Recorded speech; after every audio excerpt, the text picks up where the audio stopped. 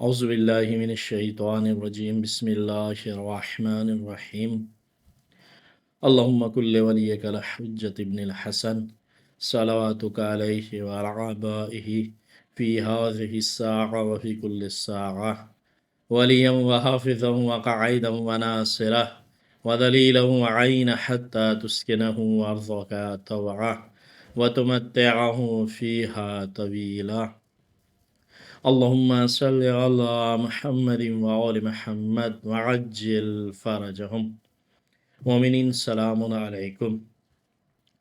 مومنین، جو ہم نے کل کے درس میں گفتگو کی ہے وہ امام حسین علیہ السلام کی ولید کے دربار میں جو بھی حادثات پیش آئے اور امام حسین علیہ السلام کی جو گفتگو ہوئی ہے اور مروان کو جو سخت جواب امام حسین علیہ السلام نے دیا ہے اس کے بارے میں ہم کل گفتگو کر چکے۔ آج ہم چونکہ دیکھیے گا عبداللہ ابن عمر تو ایک طرف ہو گئے تھے، منع کر دیا تھا میں تیری حکومت میں کوئی دخل نہیں دوں گا، تو لہٰذا اب دو بزرگ شخصیت تھی کہ جو یزید کے لیے بڑی مشکل کا سبب بنی ہوئی تھی۔ ولید جب مایوس ہو گیا کہ امام حسین علیہ السلام کسی بھی طرح یزید کی بیعت کرنے کے لیے تیار نہیں ہے، تو اس وقت پھر اس کی توجہ عبداللہ ابن زبیر کی طرف ہوئی۔ کہا اب چونکہ عبداللہ ابن زبیر کو حاضر کیا جائے، ایسا نہ ہو کہ وہ بھی کہیں فرار اختیار کر لے، تو لہٰذا ایک قاصد کو عبداللہ ابن زبیر کے گھر بھیجا اور جا کر دیکھا، جیسے ہی قاصد گھر میں پہنچا تو دیکھا کہ اس کے گھر میں لوگوں کا ازدحام ہے، وہ اپنے جماعت کے ساتھ گفتگو کر رہا ہے۔ تو ایسے میں قاصد وہاں پہنچا اور پہنچنے کے بعد کہا کہ آپ کو امیر نے طلب کیا ہے۔ دیکھیے اس وقت عبداللہ ابن زبیر نے یہی کہہ کر واپس پلٹا دیا کہ جاؤ میں آ رہا ہوں، تو لہٰذا قاصد گیا اور جانے کے بعد وہاں ولید دربار میں انتظار کرتا رہا، لیکن عبداللہ ابن زبیر وہاں نہیں پہنچے۔ پھر ایک مدت کے بعد پھر انہوں نے ایک دوسرے قاصد کو بھیجا، یعنی ولید نے دوسرے قاصد کو بھیجا، اس کے باوجود بھی نہیں آ سکا۔ جب ایسا ہوا تو پھر وہاں جو کئی افراد آئے ہیں قاصد کی شکل میں، اور انہوں نے آ کر عبداللہ ابن زبیر کو برا بھلا کہنا شروع کیا ہے اور ان کے ساتھ گفتگو کرنی شروع کی، یعنی حتیٰ کہ حد سے تجاوز کیا ہے۔ جو روایت میں لفظ آتے ہیں دشنام، یعنی جسے ہم اپنی زبان میں کہتے ہیں گالی دینا، یہ لفظ تک عبداللہ ابن زبیر کے لیے وہاں استعمال کیے گئے۔ تو اس وقت یعنی کچھ خطاب سے ان کو نوازا گیا، اے فرزند کاہلی، اے وہ بوڑھے کہ جو کس کے کوئی بس کے نہ رہا ہو اس کی اولاد۔ اس طرح کے نازبہ الفاظ جو ہے عبداللہ ابن زبیر کے لیے استعمال کیے گئے، اور کہا یزید سے جب تک تو بیعت نہیں کرے گا تو ہم جب تک ورنہ تو پیچھا نہیں چھوڑیں گے، ورنہ ہم تجھے قتل کر دیں گے۔ اس وقت عبداللہ ابن زبیر نے کہا تھوڑا مجھے وقت دیا جائے تاکہ میں کسی انسان کو، اپنے شخص کو، اپنے معتمد انسان کو ولید کے دربار میں بھیجوں، آخر اس کا مقصد کیا ہے، وہ مجھے کس لیے بلانا چاہتا ہے، جب تک میں آشنا نہ ہو جاؤں میں نہیں جا سکتا۔ تو لہٰذا اب وہ لوگ وہیں پر رکے ہیں اور عبداللہ ابن زبیر نے اپنے نمائندے کو ولید کے پاس بھیجا ہے۔ تو اب جہاں ولید کے پاس جو اس کو انتخاب کیا گیا وہ عبداللہ کا بھائی خود جعفر تھا، کہ جسے ولید کے پاس عبداللہ ابن زبیر کے پیغام کو لے کر پہنچا۔ تو بہرحال جب اس نے ان کے پاس پہنچا اور گفتگو کی، کہا بھائی اس کام میں آپ عجلے مت کریں، جلدی مت کریں، اس لیے کہ میرا بھائی ضرور آئے گا، لیکن آپ اس کام میں جلد بازی کر رہے ہیں، تو لہٰذا صبح ہونے دیجئے گا، تب انشاءاللہ گفتگو کی جائے گی۔ تو اس وقت ولید نے قرآن مجید کی ایک آیت پڑھی ہے، ان موعدہم الصبح الیس الصبح بقریب، یعنی یہ قوم لوط کے عذاب کے بارے میں یہ آیت ہے، کہا کہ صبح قریب ہے اور انشاءاللہ وعدہ گاہ بھی پہنچ ہی جائے گی، تو لہٰذا اس میں کوئی بعید نہیں، یعنی کہ اس کے عذاب اور سختی میں گرفتار ہونے کا وقت کوئی زیادہ دور نہیں ہے، صبح بھی آ جائے گی۔ بہرحال یہ نمائندہ دربار میں گیا اور وہاں سے خبر لے کے آیا۔ ادھر عبداللہ ابن زبیر نے اپنا پروگرام بنایا ہے اور اپنے دوستوں سے کہا کہ میرا اب جو ارادہ ہے یہ ہے کہ میں یہاں سے مکہ چلا جاؤں۔ اب مکہ جانے کے لیے جو میں نے پروگرام بنایا وہ یہ ہے کہ میں جو ایک عام راستہ ہے، سیدھا راستہ ہے، جو مشہور راستہ ہے جس سے اکثر لوگ جاتے ہیں، میں اس سے نہیں جاؤں گا، بلکہ ایک ٹکڑی تم لوگوں کی جو میرے خاص افراد ہیں وہ سیدھے راستے سے جائیں، جو ایک خاص راستہ ہے جسے سب لوگ استعمال کرتے ہیں۔ میں بیابان کا راستہ اختیار کروں گا اور ٹیڑھے میڑھے راستوں سے مکہ پہنچوں گا، تاکہ اگر ولید میرے پیچھے آئے تو مجھے پکڑ نہ سکے اور وہ اسی طرح گم رہا ہو جائے اور آپ لوگ اس راستے سے کو اختیار کرو، میں اس راستے کو، اس ارادے سے وہ رات کے تاریکی میں یہاں سے مدینے سے نکل گئے۔ تو وہی جیسے ہی صبح ولید کو خبر ہوئی ہے تو اب ولید کے دربار میں جیسے ہی مروان پہنچا، اس نے کہا کہ کیا میں نے تجھے نہیں سمجھایا تھا کہ زیرک آدمی وہی ہوتا ہے جو وقت پہ کام کرے، اب تجھے یہ پچھتانا پڑ رہا ہے، تیری اس وقت کوتاہی کا سبب ہے جب میں نے تجھے حکم دیا تھا۔ تو لہٰذا اب افسوس کا مقام نہیں، بلکہ اب شمشیر زن لوگوں کو بھیج تاکہ اس کی گردن کو جدا کر کے وہ تیرے پاس لے آئے اور تو یزید کے پاس بھیج دے۔ تو لہٰذا اس مقصد کے لیے 80 لوگوں کو عبداللہ ابن زبیر کے پیچھے مرید نے بھیجا۔ یہ تو عبداللہ ابن زبیر اور امام حسین علیہ السلام کا معاملہ تھا۔ ادھر ماحول مدینے کا بھی خراب ہوتا جا رہا تھا کہ جو لوگ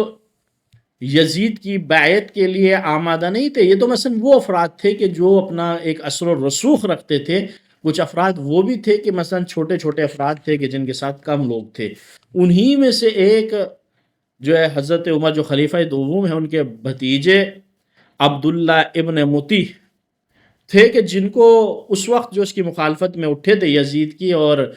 ولید کے مقابلے پر آئے تھے، یزید کی بیعت کا انکار کیا گیا تھا تو اسے گرفتار کر کے زندان میں ڈال دیا گیا تھا۔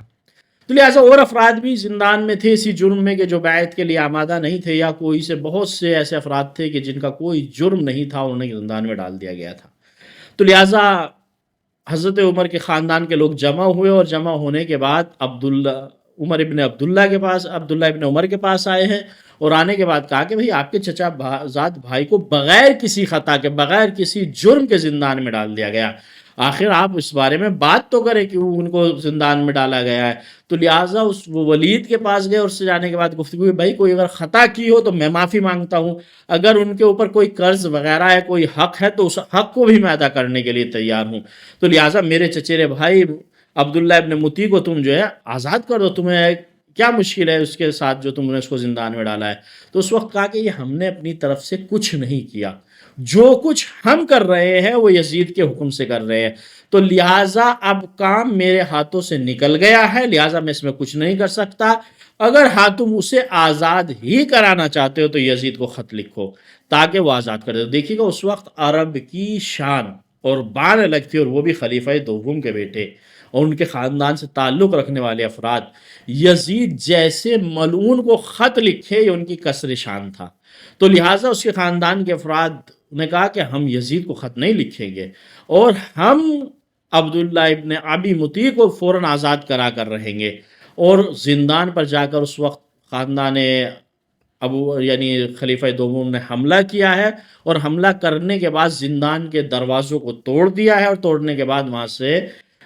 عبداللہ ابن ابی مطیع کو آزاد کیا، اور دوسرے جتنے بھی لوگ زندان میں تھے وہ سب آزاد ہو گئے۔ تو ولید کو جو ہے مدینے کی سچویشن کو کنٹرول کرنا سخت ہو گیا، تو لہٰذا اب ولید نے ایک خط لکھا ہے کہ جس میں کوفے کے حالات، امام حسین علیہ السلام کی بیعت نہ کرنا، اور عبداللہ ابن زبیر کا مدینے کو چھوڑ کر مکے چلے جانے کے بارے میں گفتگو کی ہے۔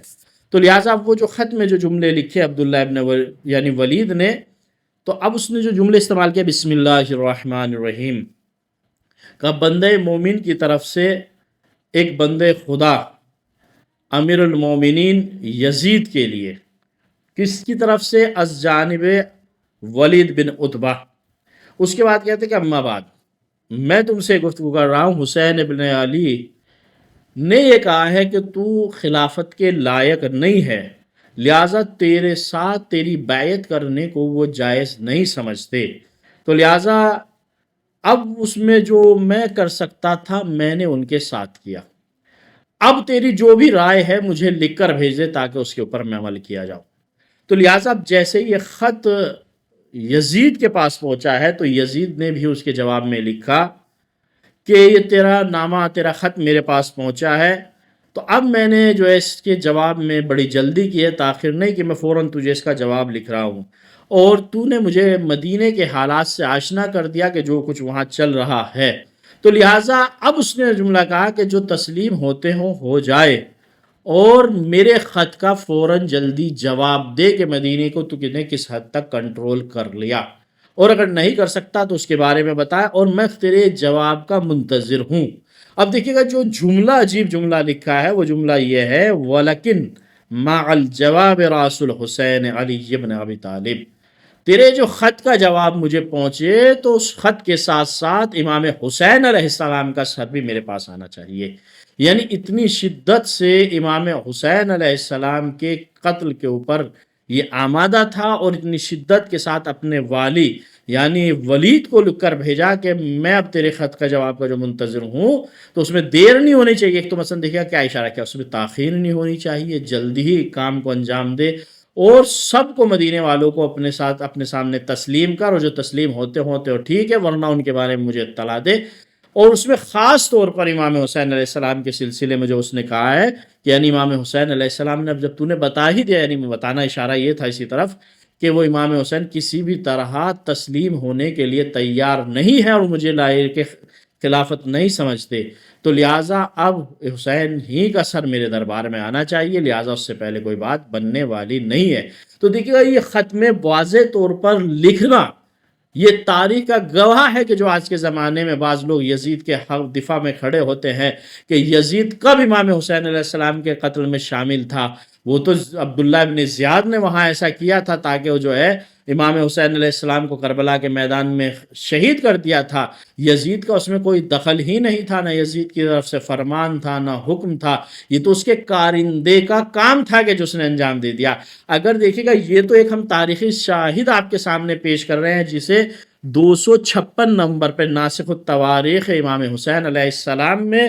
جو ہے مرزا محمد تقی سپیری نے نقل فرمایا ہے، تو لہٰذا یہ تو وہ تاریخی شاہد ہے۔ اور ہم عقلی اگر بات بھی کریں، اگر کسی کا نمائندہ کسی کی سرکار میں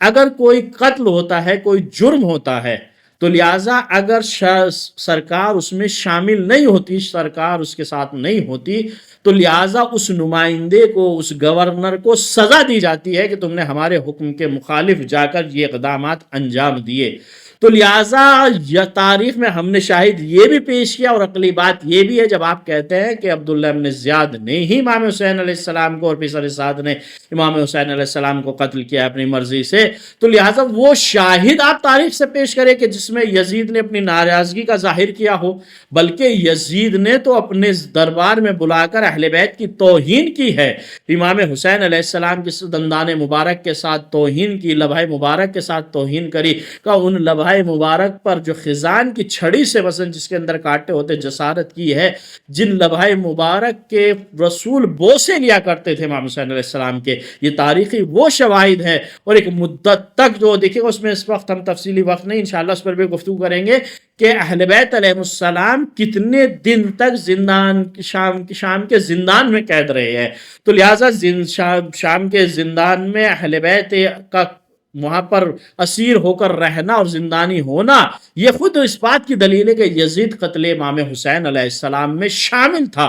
ورنہ اگر مخالف ہوتا اس میں شامل نہ ہوتا، فوراً جیسے اسیر ان کے ساتھ بھیجے گئے تھے کو ان کو اس مثلا دیکھیے معاذ اللہ جہاں بار بار امام حسین علیہ السلام کے فرزند امام سجاد نے یہ جملہ کہا ہے کہ یعنی جس کیفیت سے ان کی ماں بہنوں کے سروں کو کھلے دربار میں لے جایا گیا، اور اس وقت امام حسین کے اس فرزند نے اس جملے سے تعبیر کی ہے کہ ہمیں غلاموں کی طرح کھینچ کھینچ کے لے جایا جا رہا تھا، یعنی ایسے غلام کے جن کا دین اسلام سے کوئی تعلق نہیں ہے، ہمارے ساتھ یہ رویہ تھا۔ اس طرح یزید کے دربار میں اہل بیت علیہ السلام کو لے جایا گیا، اگر یزید اس کام میں شامل نہیں تھا تو فوراً اہل بیت کو جاتے ہی وہاں آزاد نہیں کیا گیا، بلکہ شام میں دربار کو سجایا گیا، اہل بیت کو دروازے شام پر روکا گیا، پھر بحل کے دروازے پر روکا گیا۔ یہ بتا رہا ہے کہ یزید 100% اس قتل امام حسین میں شامل تھا، اور لوگوں کو اس نے مجبور کیا ہے امام حسین علیہ السلام کے قتل کے لیے۔ چونکہ اب جو ہم باری مستقل آپ کے سامنے شواہد پیش کر رہے ہیں جہاں ولید بار بار بچنا چاہ رہا ہے کہ وہ امام حسین علیہ السلام کے ساتھ نزاع نہ کرے، جھگڑا نہ کرے، لیکن یزید بار بار تاکید کر رہا ہے کہ یا تو بیعت یا قتل امام حسین علیہ السلام۔ تو یہ لہٰذا وہ تاریخ کے واضح شواہد ہیں کہ جو روشن کر دیتے ہیں کہ یہ سب کچھ جو قتل امام حسین علیہ السلام ہوا ہے، یا اہل بیت علیہ السلام کی جو توہین ہوئی ہے، یا ان کے ساتھ جو ظلم و ستم ہوا ہے، انہیں اسیر کر کے لے جایا گیا ہے، یہ سب کے سب یزید ملعون کے حکم سے انجام پایا ہے، لہٰذا اس کے بغیر حکم کے اتنا بڑا جرم تاریخ میں ہو ہی نہیں سکتا تھا۔ لہٰذا روایت میں یہ ہے کہ نہیں، بلکہ اس نے جو ہے جو خط لکھا ہے اس کا دوسرا مضمون بھی لکھا ہے کہ جیسے ہی یزید نے ولید کا خط پڑھا ہے تو فوراً غضبناک ہوا اور غصے کی حالت میں، اور جو اس کے دل میں امام حسین علیہ السلام کے بنسبت دشمنی تھی اس کی دشمنی اور بڑھ گئی۔ تو اب اس کے بعد یزید نے لکھا ہے کہ تو نے جو لکھا ہے کہ مدینے کے لوگ میری نافرمانی کروائے ہیں، میں اس سے باخبر ہو گیا ہے، تو لہٰذا ان کے اوپر اب حجت تمام کر دے، یعنی ان کے اوپر جو کچھ تجھے بیان کرنا بیان کر دے، اور کہا جب ان تمام لوگوں کو اپنے بیعت کے لیے طلب کر، اور کہا کہ تو عبداللہ ابن زبیر سے بھی غافل نہ رہنا، اس سے مثلا جہاں بھی گیا ہے اس سے گرفتار کر کے میری بارگاہ میں بھیجنا ہے، اور کہا کہ اس کے بعد اب چاہے دیکھ تجھے جہاں جس حد تک امام حسین علیہ السلام کے بارے میں نے تجھے کہا کہ تو نے بتا دیا کہ اس نے میری بیعت سے سرپیچی اختیار کی ہے، تو لہٰذا اب اگر تو امام حسین علیہ السلام کو قتل کر کے میرے پاس بھیجتا ہے، اگر میرے حکم کے اوپر عمل کرتا ہے، تو میں تیرے عہدے میں بھی بڑھایا دوں گا،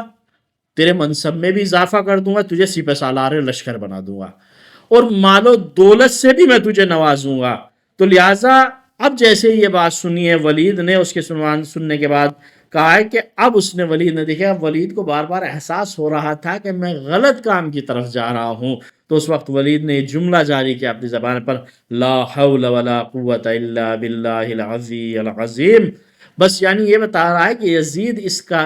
ولید اس کام کرنے کے بارے میں شرمندہ تھا، پشیمان تھا، کرنا نہیں چاہ رہا تھا، لیکن یزید بار بار ولید کو مجبور کر رہا تھا کہ اس کام کو وہ انجام دے،